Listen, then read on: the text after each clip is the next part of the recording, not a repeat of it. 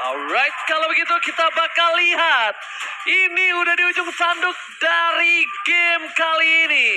Apakah Aura dibekuk kembali lagi? Pengawal? Kalau aku ngelihatnya masih untuk Aura. Oke, kalau gitu FPL Arena mana tepuk tangannya? Go to the left menuju ke arah upper bracket atau balik lagi di posisi sekarang dan merenung kalau misalnya upper bracket itu hanya mimpi. Waduh. Bener ya, karena semua pasti pengen menuju ke upper bracket, mendapatkan advantage tentunya, tapi Facehugger bakal mengusir pergerakan dari seorang Baloyski dan juga Alzura. Belum terlihat pergerakan yang cukup agresif dari Baloyski dengan Matilda-nya, karena sekarang posisinya Aura Fire yang lebih memberikan pressure di awal, Niko. Iya, dan ya berbeda mungkin di game yang sebelumnya dengan Aura yang terpressure. Sekarang dengan adanya Chow, mereka bisa cukup masuk dengan nyaman tanpa takut untuk bisa diganggu dengan sisi-sisi dari Big Fan. Ini Baloyski masih bisa ditahan lah setidaknya pakai jet kundo dari seorang Godiva ya. Tapi kali ini Fluffy mencoba untuk mengganggu ke arah seorang Jana Cutie dan Hai bakal di cover oleh seorang Godiva yang sedang mengambil tadi jungle dari tim Geek Farm. Ini bisa dibilang dari kedua belah pihak mereka menggunakan draft no regret, tabrak gaming, ya kan, Selonong Boy. Jadi tentunya kali ini para pemain dari tim Geek Farm harusnya mereka yang bisa melakukan jungle lebih cepat dengan mobilitas link yang mereka miliki. Harusnya ya, tapi ini kayaknya dengan pergerakan dari Godiva nih masih sempat bisa nahan sedikit lah. Geek Farm yang tadi nggak punya rem di game kedua, sekarang masih bisa direm sedikit-dikit. Benar, dan juga kan dengan adanya Link di sini. Link kan di sini sekarang lagi butuh waktu nih buat farming dulu. Jadi jungle-junglenya bisa diambil dulu sama Jana Cutie sebelum mereka akan melakukan team fight. Jadi 5 menit ini bakal agak sedikit slow tempo. Iya, betul banget. Dan kita akan melihat tentunya Alzura bersama dengan seorang Jana Cutie dan juga Baloyski agak sedikit tertahan. Tapi kali ini tentunya Turtle sudah langsung mulai dibom oleh kedua belah tim. Luke akan coba untuk berada ke depan membuat seorang Hai segera pemau tapi lihat knockout second dapat komplain. Kali ini harus mundur ke arah belakang, reset kembali dan bahkan Facehugger benar-benar Black Juice first blood didapatkan oleh seorang Fluffy. First blood dan ini tandanya akan ada di Tarto untuk tim Aura Fire itu sendiri. Apakah akan dikontes oleh seorang Elzura? Kayaknya enggak. Ini agak sedikit sulit ya kalau masih bisa dikontes, kalau masih mau maksa kontes dari Geek Farm. Karena pemain-pemain dari Aura Fire ini mereka lebih siap untuk tim fight-nya. Alright, cepatkan bola akan ada di audience prediction.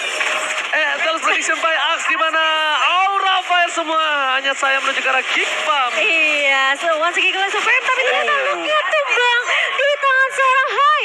4 pemain dari Aura Fire menumbangkan 1 pemain, dan ini bisa dibilang rencana jahat karena Hai mau coba untuk melakukan eksekusi ke area orange-nya yang langsung bisa diamankan tanpa ada kontes yang bisa dilakukan oleh seorang Baloyski. Jana Cutie meninggalkan menuju ke arah 1 buah orange buff. Dia relakan dengan ikhlas dan menuju ke arah purple buff agar rotasi yang dia mainkan masih bisa stabil. Sedangkan di sisi di arah top lane, Luke yang benar-benar struggle banget melawan seorang Fluffy dengan cutting yang dia lakukan, Opung. Benar, karena memang agak sedikit lama ya dengan adanya Fredrin sendiri untuk melakukan clear terhadap minion ini. Dan ya Concussion Blast ini di sini dipakai oleh si Godiva bersama dengan ada cooldown juga ternyata. Dan juga tambahan HP. Jadi agak tebel buat cowoknya dia. Dan sisanya ini main movement speed, kecuali pastinya yang punya emblem support Avaris yang dimainkan sama Fluffy. Karena dia tahu dia lawannya ini Baloyski kok. Jadi dia harus bisa maksimalin timing untuk melakukan jet kundonya sebanyak mungkin. Untuk nahan Baloyski-nya. Betul sekali, rotasi yang mereka lakukan agak sedikit terhambat, tapi purple buff masih menjadi salah satu pegangan untuk seorang Geek Farm itu sendiri. Tapi Godiva, walking damage telah dilakukan, Seeking Eagle telah dikeluarkan, Godiva telah memberikan informasi akan tim fight terjadi karena di arah bottom lane. Lihat, langsung ada flicker yang dikeluarkan dan Kabuki kali ini tidak berhasil mendapatkan siapapun di arah bottom lane. Tapi di luar Baloyski bakal coba dipaksa dan hilang begitu saja damage yang besar. Dan bahkan Godiva duel dengan yang sangat tepat membuat double kill. Didapatkan Aura Fire, dapat komplit hanya untuk bisa mundur ke arah belakang karena lihat purple-nya harus hilang di saat yang tidak tepat. serem banget sih itu dari seorang Alzura ya kalau masih mau coba untuk paksain team fight ya. Sementara kali ini dengan pergerakan yang bagus banget dari Godiva, The Way of Dragon yang sempat ditahan sekali, tapi dia nunggu pemain Aura Fire untuk lebih mendekat, jadi langsung ditendang kedua kalinya. Tapi kali ini lihat dari Hai-nya langsung membalaskan permainan yang sama dibawakan sama Geek Farm waktu di game kedua. Benar, agak sedikit pulang tapi tadi purple buff-nya masih diambil oleh Baloyski. Iya. Dejavu tapi bukan dengan tim yang sama. Kali ini ada sedikit romantik nampaknya untuk Link itu sendiri. Dan mungkin tim fight yang selanjutnya di arah Turtle bisa direlakan oleh seorang Geekfam. Memaksakan tim fight tidak punya power dan lihat Fluffy itu strong. Kecuali Retribution diamankan dan ternyata Luke. Save the day. Duel Dragon telah dikeluarkan membuat Vesager kali ini terdekat oleh seorang Luke. Dan tidak ada follow up damage sama sekali. Luke terlalu kuat. Godiva? Dibiarkan begitu saja. Ketika Godiva udah nggak punya apa-apa, nggak ada Duel Dragon, dan yang satu hal yang Godiva pikirkan adalah gue nggak punya follow up damage kalau gue stop dia sekarang. Iya, dan baru Enchanted Talisman yang selesai ya buat Esmeralda dan juga untuk Valentina sendiri. Jadi masih belum ada damage yang besar sekali. Tapi penetration physical bakal dibantu oleh orang lain. Godiva sepertinya harus sudah mulai respect tentunya dengan damage cicilan poke damage dari Geekfam. Ini terlalu overextend juga nggak bagus nih buat Godiva menurut aku. Nggak bagus juga, karena ini bisa di pick off kapan aja. Sedangkan Betul. jangan lupakan Jana Kitty juga pernah berada di posisi seperti ini. Betul. Jana Kitty pernah berada di posisi yang cukup underperform, tapi dia masih bisa bermain. Dan ini harus diamankan posisi dari tim Aura Fire. Dia harus stabil banget, nggak boleh terlalu greedy juga. Dan Kabuki kali ini Malefic Roar, dia fokus menuju ke arah turretnya. Apapun yang terjadi. Ditambah lagi kita lihat dari bottom lane, Sadera mencoba untuk mendapatkan satu buah turret yang ternyata masih belum rezeki untuk seorang Sadera. Iya, masih bisa ditahan berkat dengan Falling Starmon yang dibuka oleh seorang Fluffy. Dan tugasnya Godiva sebenarnya untuk kasih informasi aja sih. Dia nggak perlu terlalu yang overcommit buka skirmish dengan Baloyski atau mungkin dengan pemain-pemain Geekfam lainnya. Dia cukup perlu kasih informasi ke arah jungler yaitu Hai yang bakal melakukan rotasi tentunya dengan mid laner yaitu Vesager. Tapi kali ini lihat Baloyski masuk dengan Central Eagle dan bahkan Fluffy menahan dia di depan. Falling Starmonnya connect dan bahkan Go Away sudah mulai dipopop oleh seorang Kadira. Hai balik lagi kali ini dengan satu blok lawan saya. Tapi ternyata ditahan oleh seorang Luke, balik lagi dari seorang Hai-nya. Dan bahkan Vesager mencoba untuk cover. Flicker yang sangat baik, tapi Godiva di sana terperangkap. Look, Flicker yang out point, tapi lihat di sisi sebaliknya. Soal depan Memory, Kabuki again berhasil menggoyangkan lane up down dari top lane. Janek Cutie fokus mendapatkan satu buah turret, dan akankah akan ada turtle dari seorang Janek Cutie? Tadi flicker yang sangat baik dari seorang Luke membuat seorang Hai terperangkap karena lihat tahunnya yang sangat tepat. Tapi Jana nggak bisa berbuat lebih banyak lagi, merelakan turtle-nya ketimbang dia harus tumbang untuk kesekian kalinya. Iya, dan lihat gimana Godiva melakukan tugasnya sebagai roamer dari Aura Fire. Dia ngezoning pemain-pemain dari Geekfam, dia usir mundur semuanya, dan bahkan dari Janek itu yang udah kelihatan low itu pun nggak dikasih kesempatan untuk setidaknya ngerigen dengan jungle yang dimiliki. Udah mulai sedikit respect dengan adanya Luke. Nampaknya lihat Godiva terperangkap. Lihat Perih Flicker banget mau nggak mau harus digunakan, tapi informasi telah diberikan, tandanya invasi di arah jungle ini akan coba didapatkan oleh seorang Jana. Kenapa? Kalau Godiva masih dive in seperti tadi, kemungkinan besar dia akan tumbang. Ketika tidak ada di Godiva, coverisasi di arah belakang ini cukup sulit untuk Kabuki dan juga Vesager. Tapi Baloy terdeteksi. Baloy kali ini Kabuki sekali-kali keluarkan, dipanggil Altura dan pagar Kabuki. Kali ini taruh pas memorinya berhasil mendapatkan satu. Sedangkan Altura di sana nggak bisa membuat apa lagi. Lihat Fluffy-nya menutup semua dan kesempatan atas knockout strike. Terlalu sakit, memilih untuk mundur.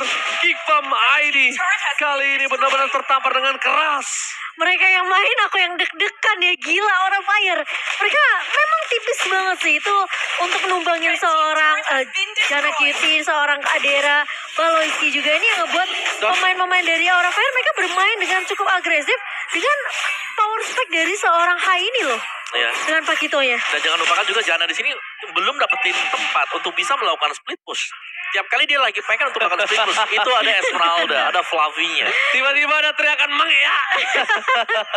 Sebenarnya kali ini Jana kita bakal coba dikejar. Tempest of Flame di pop-up. Tapi Hai tentunya dengan killing spree. Ini membuat seorang Jana Cutie dipanis karena dia sendirian melakukan split push di area bawah. Oke, retribution yang sangat baik, tapi Vesager bersama dengan Fluffy di top lane sana. Kabuki udah siap untuk menunggu siapapun di sana. Lihat, belum ada tonobat memory. Dikeluarkan Altura Almost. Untung aja dia langsung gunain satu buah Black Juice. Dan Godiva akan coba menculik siapa.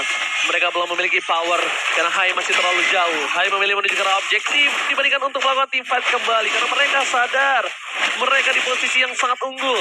6.900 gold ini bukan hal yang mudah di menit yang ke-9.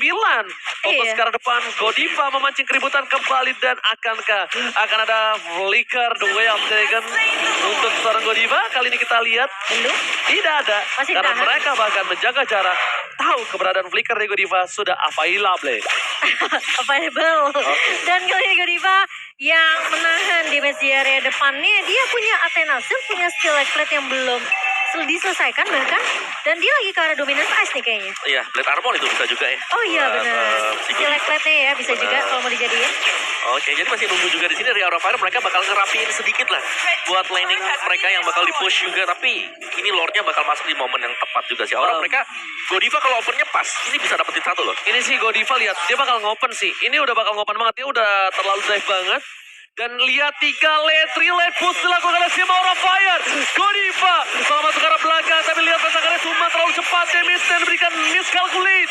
Jarak kiri dari bottom lane, gak bisa one by one situation, tapi Godiva hilang Belisa.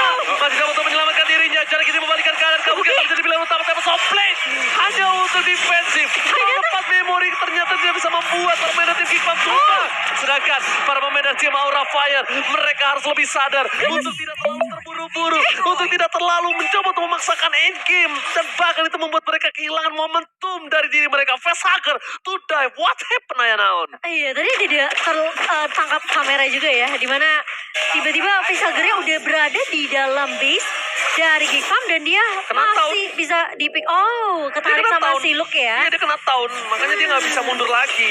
Oke, tapi kali ini Slavi bakal menjadi garda terdepan. Rolling Star Mondi pop up ke arah pemain-pemain dari Geek Farm dan bahkan Godiva mencoba untuk mengcover di area depannya bersama dengan seorang Fluffy.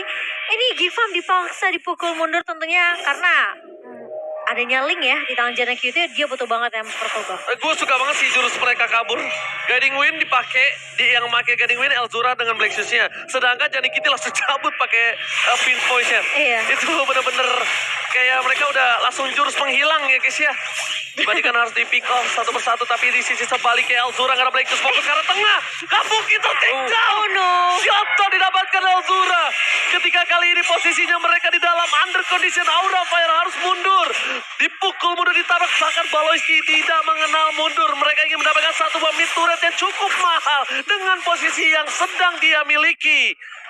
Oke, sementara masih ditahan, kali ini Godiva bakal terpok begitu saja oleh damage dari Angry Gloom. Dan bahkan dengan Kadera, tentunya ini bakal sedikit sulit buat Aura Fire. Mereka harus setidaknya nahan dulu sih. Dan posisi dari Kabuki yang harus di cover mulai sekarang. Mereka udah membayar utang 2.000 gold kali ini dari Iya. maksimal 7.000 Dari- gold, sekarang udah 5.000 gold. Apakah mereka akan berhasil melakukan team fight di dalam Lord Speed dan mereka membalikkan keadaan Opung Wawa? Ini